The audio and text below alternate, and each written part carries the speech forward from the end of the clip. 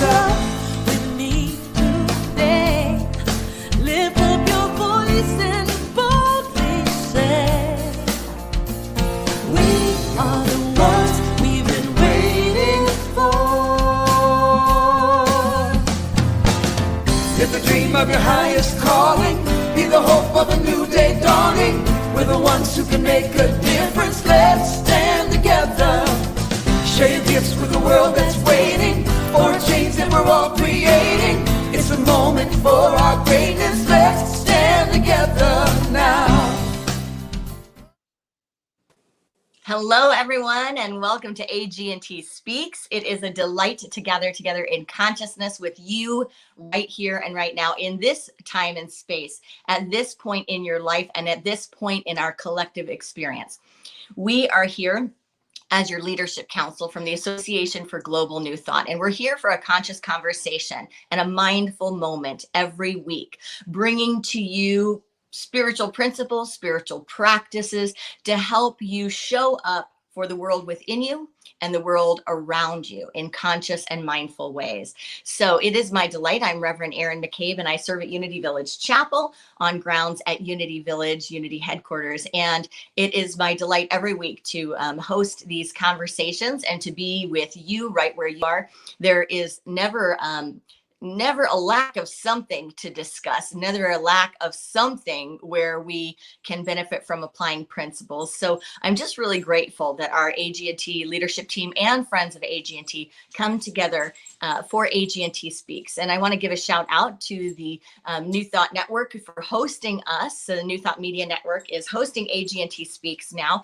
And so shout out to you, Robert Brzezinski. You are amazing, and you are supporting so many conscious conversations and conscious broadcasts. So if you are someone that is part of a spiritual community, or you have something that you're doing and you want to get it out to the world of New Thought in a greater way, go ahead and contact this man, because he is stepping into his power in service to movement of New Thought, making sure that we are all connected, we're all on the same page, and we all have access to the most powerful New Thought principles and broadcasts. So thank you again. And now it is my delight to be one of my very besties in ministry, my friend and an incredible leader, Reverend Kitrell Ross. He serves out at Unity Sacramento. He is the spiritual leader there and the director there.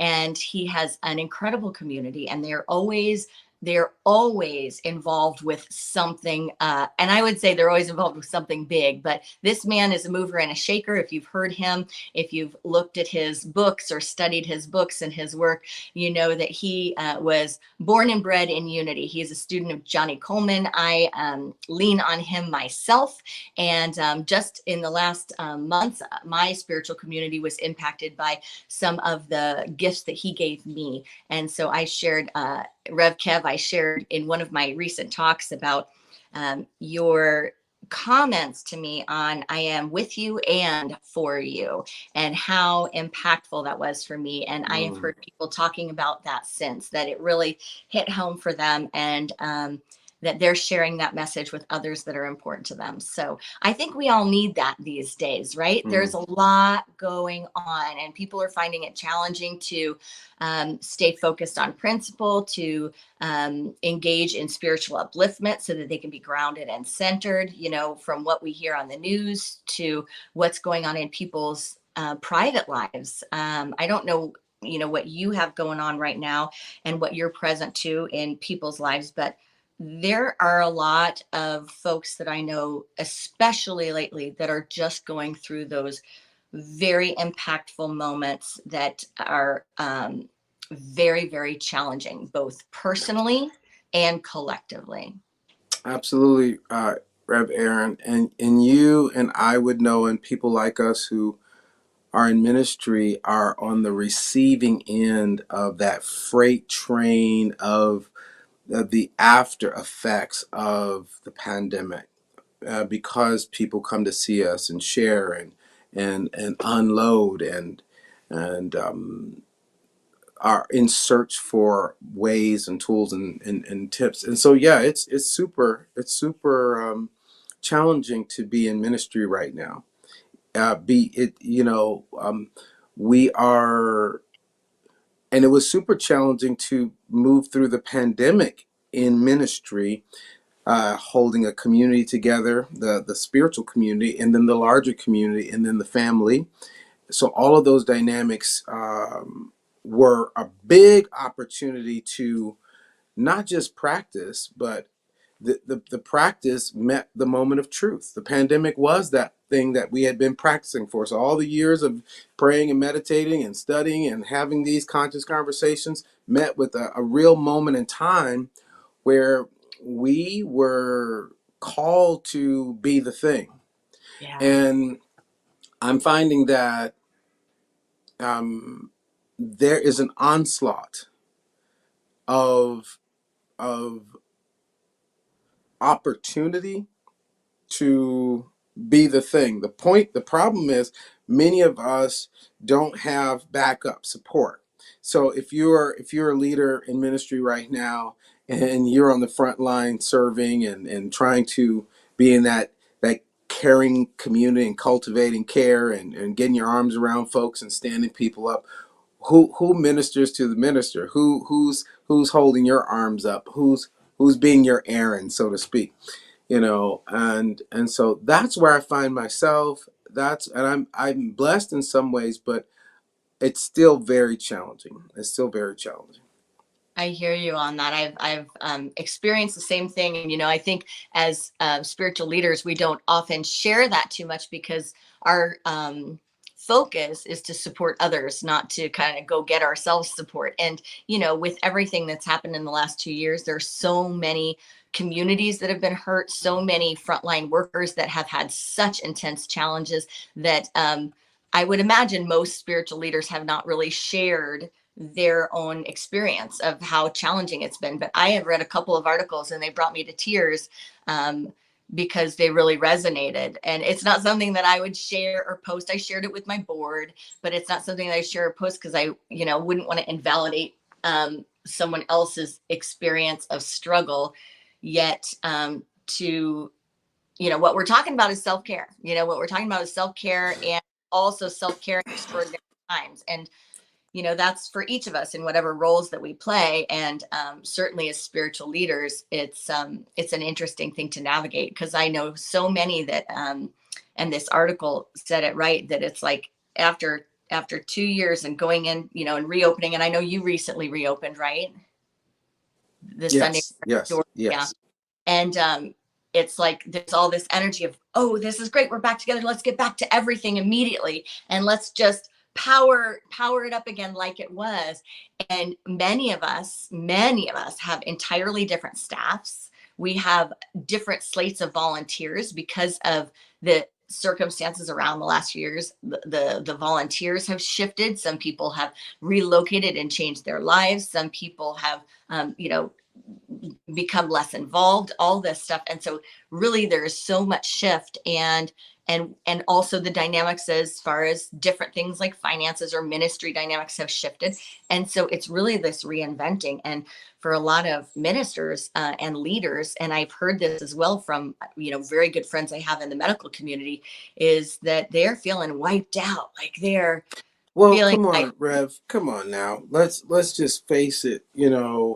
I think I think one of the greatest acts of self-care that leaders can um, uh, offer themselves is honesty and transparency about what's happening with you, with those with whom you serve.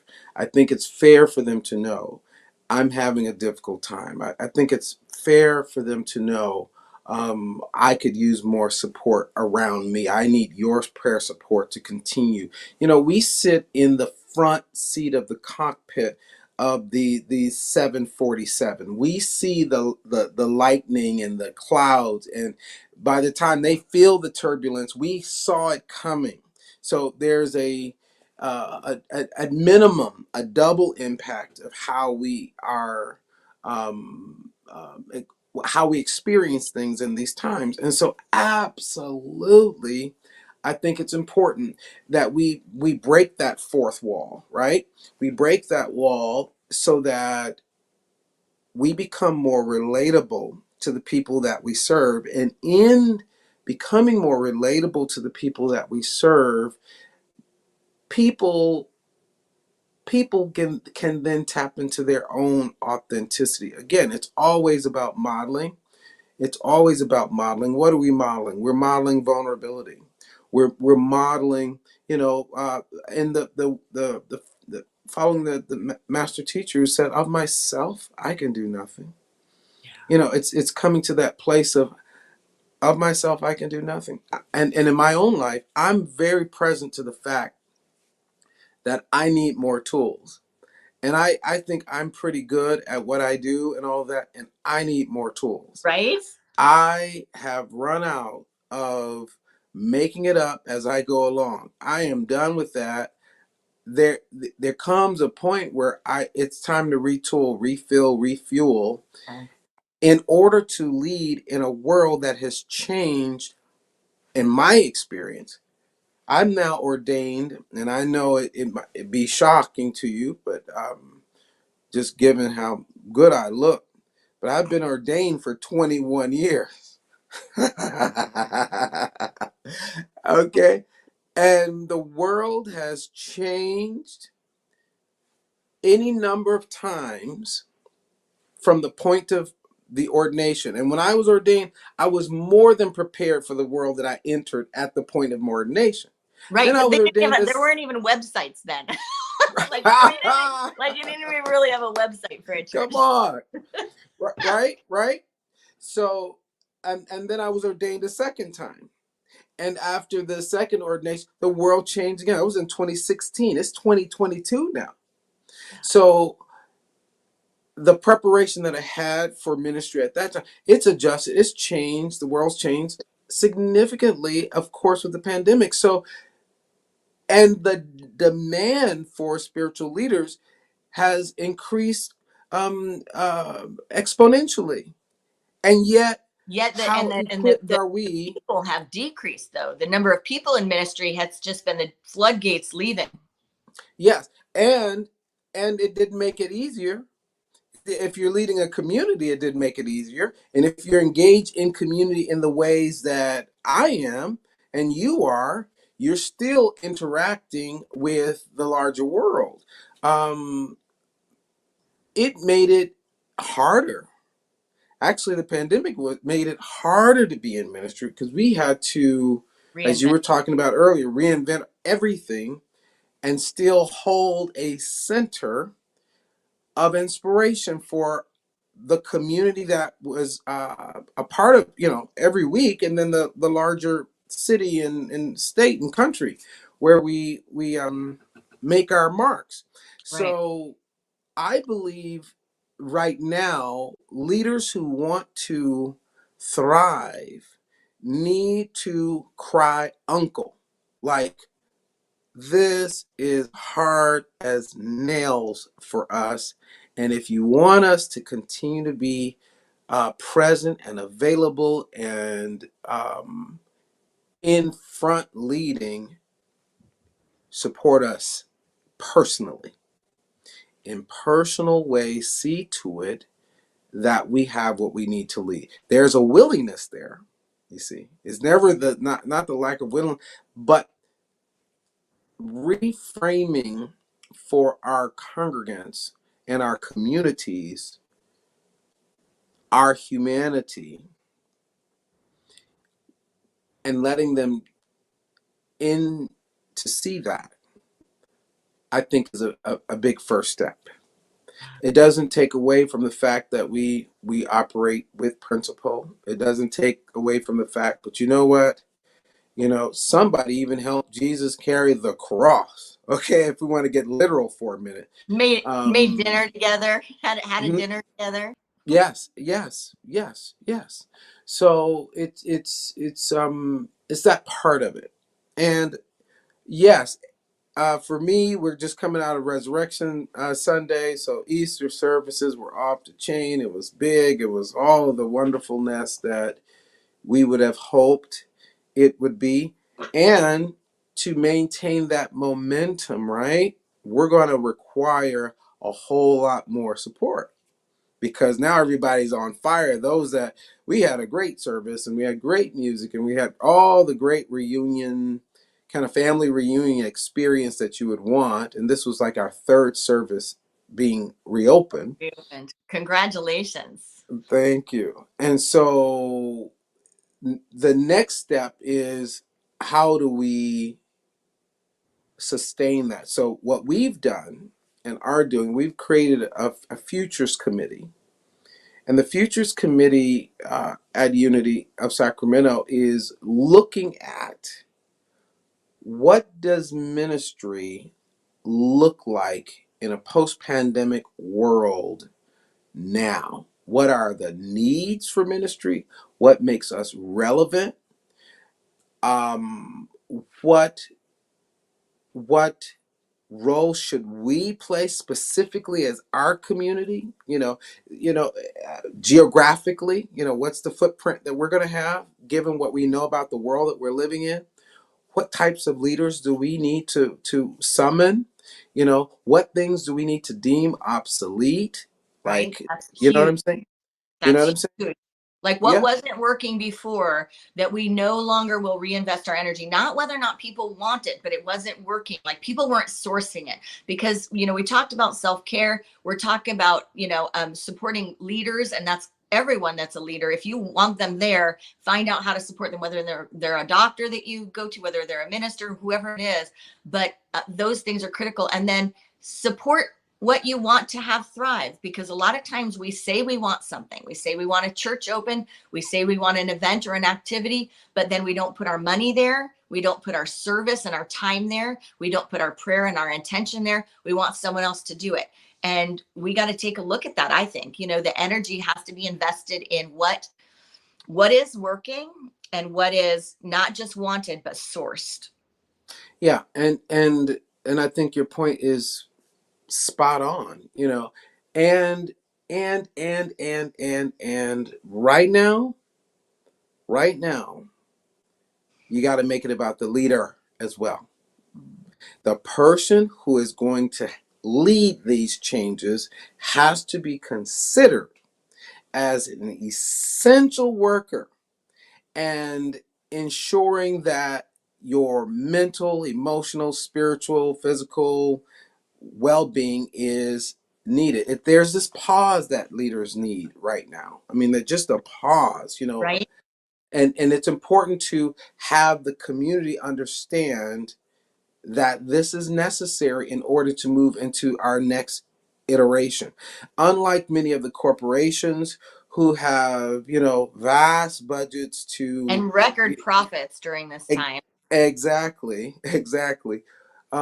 Spiritual communities are not necessarily in the same position, and therefore don't have the luxury of fluffing, fluffing and doing the quick reinvent and shifting and all.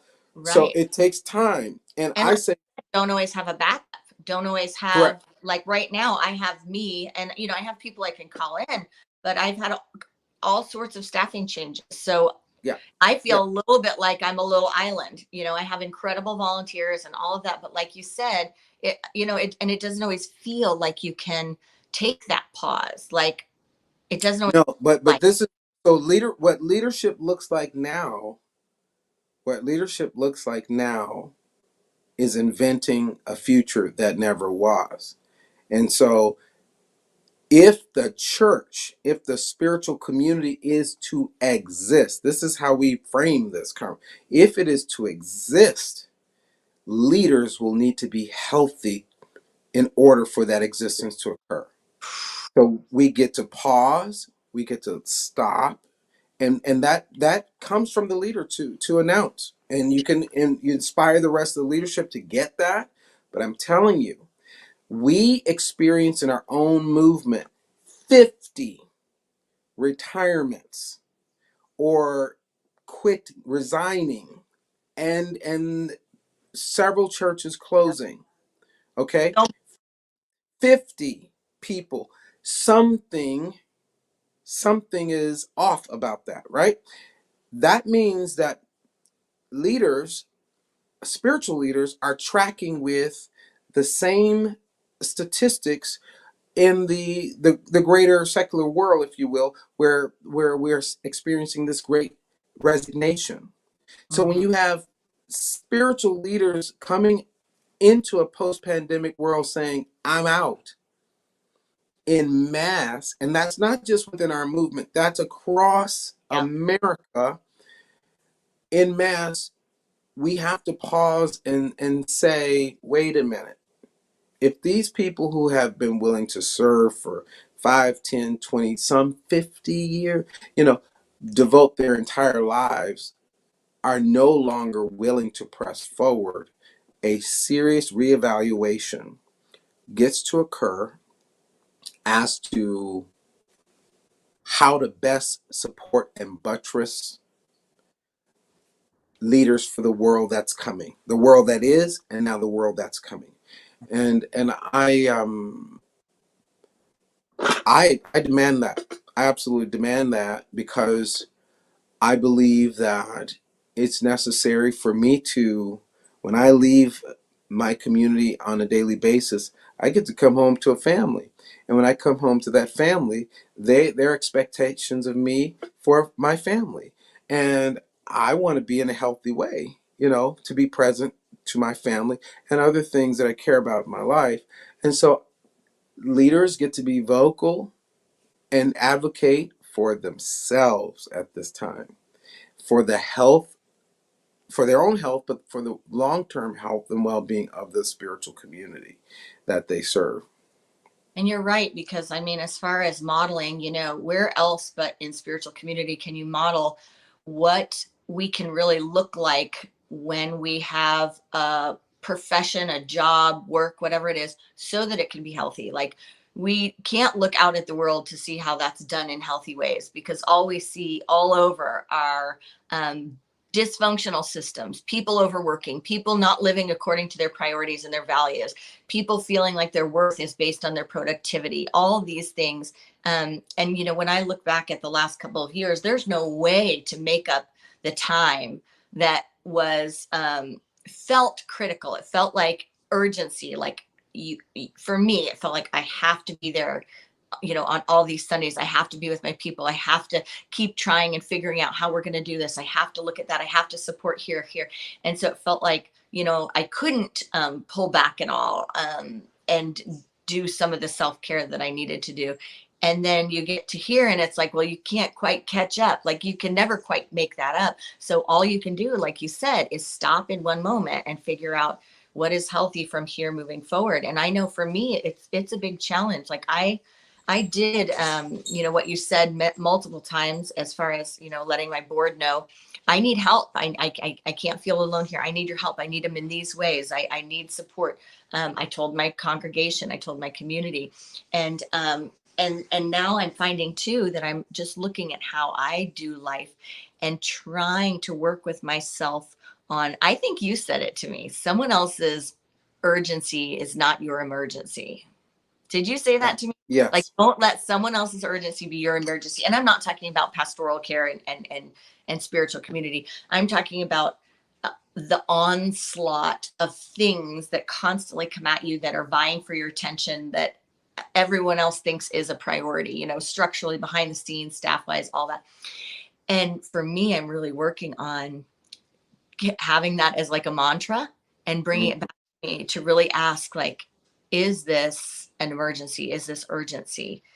Because I can tend to just be constantly doing it, constantly looking at each thing as an individual case, right? And when you do that, it is nonstop. And then you don't have space at the end of the day to spend time with your family, or, you know what I mean? Yeah.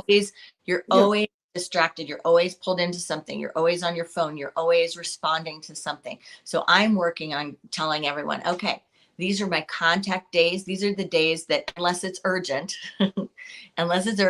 these are the days for normal business to interact, have meetings, converse. And I am having to really look at my own habits and my own practices, because I generally tend to have really supportive boards that know that I, you know, give it 110%. So they are usually encouraging me to take care of myself. It's just whether or not I can see that I can let some things, like I can't do everything all the time. The list is so long. And it's working with that to really, I don't know if it's self-worth or self-respect or self-value, but there is something in there that is looking to be grounded. Hmm. Yeah, and it's just maturing. It's maturing in your role and maturing in your leadership journey. And one of the insights that I received over time, especially when people value what you have to offer, people will stand in line for it. Mm. And in that they value what you have to offer, they value the encounter, they value the time, they will stand in line. And in the meantime place, they start solving their problems because they're living in a place of expectancy. They're expecting something awesome to occur when they get to you. So now you've triggered in a person the ability to start resolving, start living in a place of expectancy. And whether they're conscious of it or not, they're looking forward rather than looking, situationally. They're lift up now thine eyes and look from the place where you are. So when you say, okay, I'm available in 2 weeks, 3 weeks, 4 weeks, a month from now, and how many of us have to do that often with our medical practitioners, right? We can't get you in for another 2 months, Rev Kev. Unless it's an emergency, then you go through the emergency room. I won't be there, but whoever's serves the emergency room, right? So that kind of thing. So people will stand in line for what they believe will bring value to their lives. And so then who really is it that needs to be disciplined? It's Right. me. Right. I'm not here to fix people. Right. So I want to check my need. I want to check my need to rescue. I want to check my need to fix and save and all of that, because I'm just available as an avenue through which others make their own discoveries. Right. And that takes a lot of pressure off. Yeah. And for me, Um, it's a lot of administrative. For me, the onslaught is more administrative, but it's the same thing of knowing balance, mhm.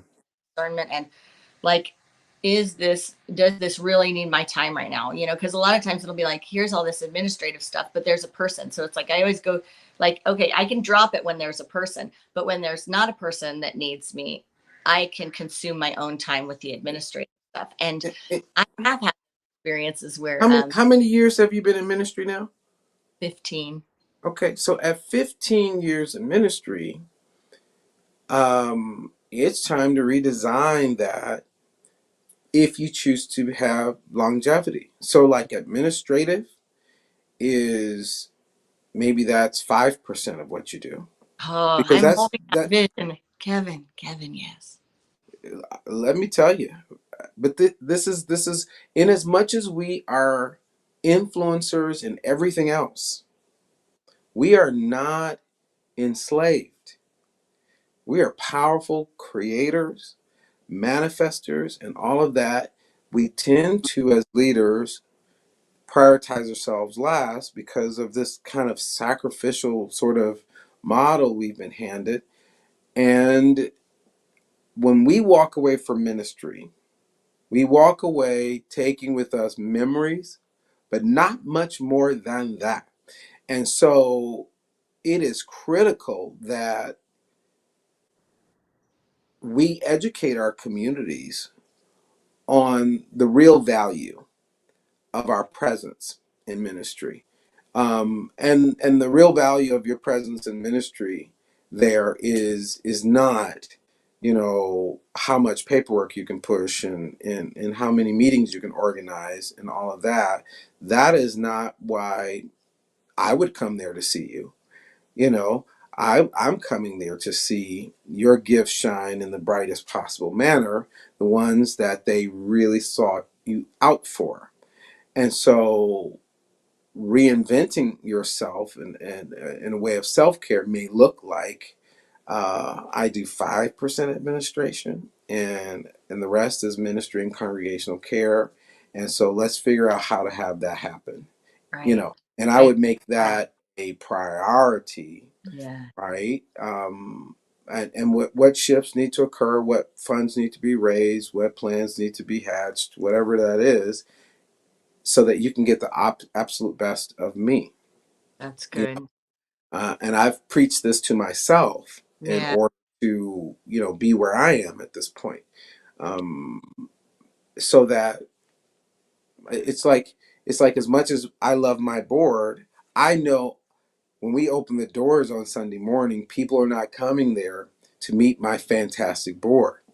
And I do have a fantastic board.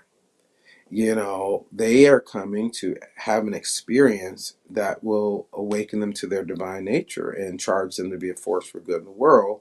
And my emphasis needs to be placed in areas that will do that, more and more. Yeah. And knowing that is a form of self-care. That's right. That's Hmm. right. Or, Oh, or, what a or conversation. choosing that even Yes. better. Yeah. So what a conversation. I think it's a good one. I think it's necessary. And I think that my hope for today is that everyone can find themselves in this conversation, that there is Hmm. something that we talked about today where you see yourself, like either you see a call to action to support someone that you love and appreciate, or you see a call to self-care or expressing dominion over your own habits and your own internal systems. Reflection on what you have going on right now in life and what the last 2 years has been like. And like Rev Kev said, the future, looking at from right now, moving forward, what is calling me? What is functional? What is fantastic? What is the vision? How am I going to live into the future? And what will that look like for me? And doing that consciously. So we hope today was a fruitful and mindful experience for you. And thank you for being here with us, Rev Kev. Thank you for being here with us, everyone that has joined this broadcast today. We are here with AGNT Speaks each week at noon Central Live. Namaste. Namaste. Something great is happening. Love has taken hold and it won't let go of us now. Something here is calling us forward, upward motion. With drops in one ocean, roll on. Will you rise up?